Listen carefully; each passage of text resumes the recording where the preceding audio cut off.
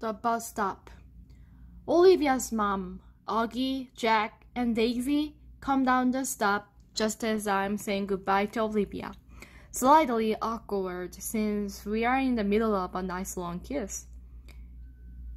"Hey guys," says the mom, pretending not to see anything, but the two boys are giggling. "Hi, Miss Pullman." "Please call me Isabel, Justin," she say again. It's like the third time she's told me this, so I really need to start calling her that. "I'm heading home," I say, as if to explain.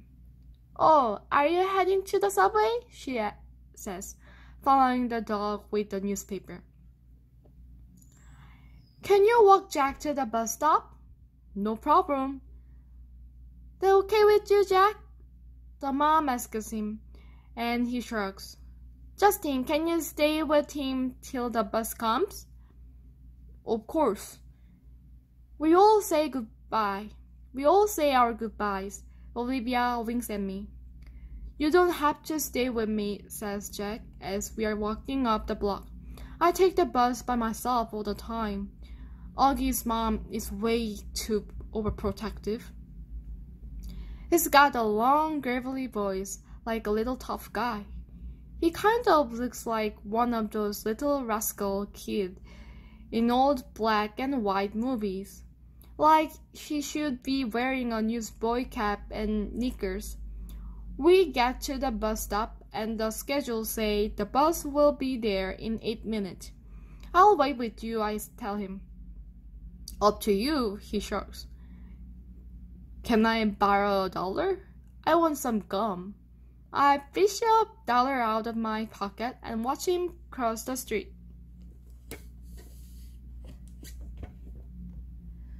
To the grocery store on the corner.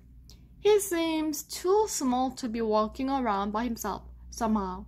Then I think now I was that young when I was taking the subway by myself. Way too young. I'm going to be an overprotective dad someday, I know it. But kids are going to know I care. I'm waiting there a minute or two when I notice 3 kids walking up the block from the other direction.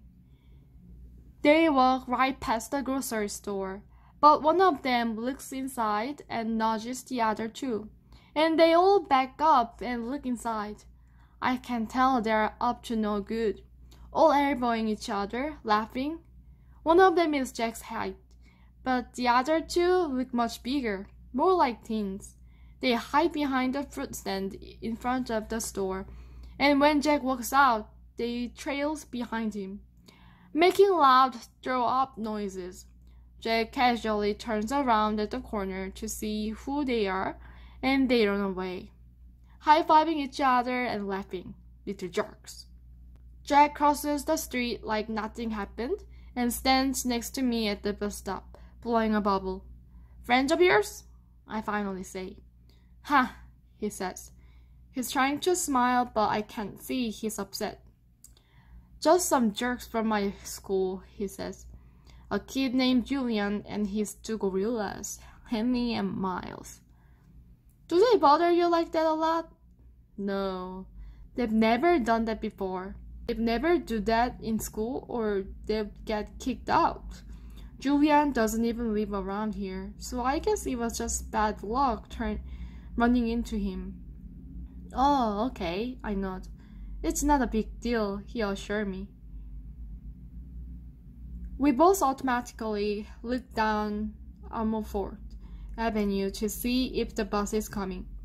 "We are sort of in a whirl," he says after a minute, as if that explains everything. Then he pulls out this crumpled piece of loose leaf.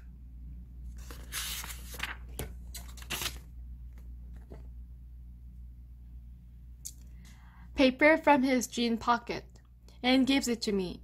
I unfold it, and it's a list of names in 3 columns. "He's turned the whole grade against me," says Jack. "Not the whole grade," I point out, looking down at the list.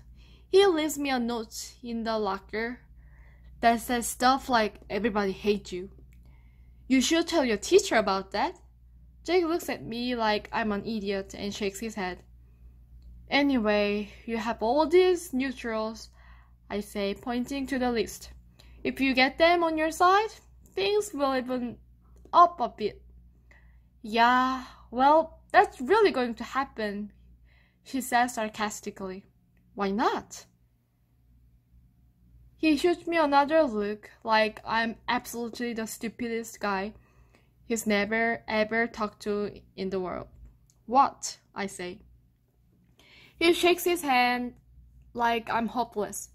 Let's just say, he says, I'm friends with someone who isn't exactly the most popular kid in that school. Then it hits me. It's not coming out and saying August. This is all about his being friend with August, and he doesn't want to tell me because I'm the sister's boyfriend. Yeah, of course, makes sense. We see the bus coming down Amalfos Avenue.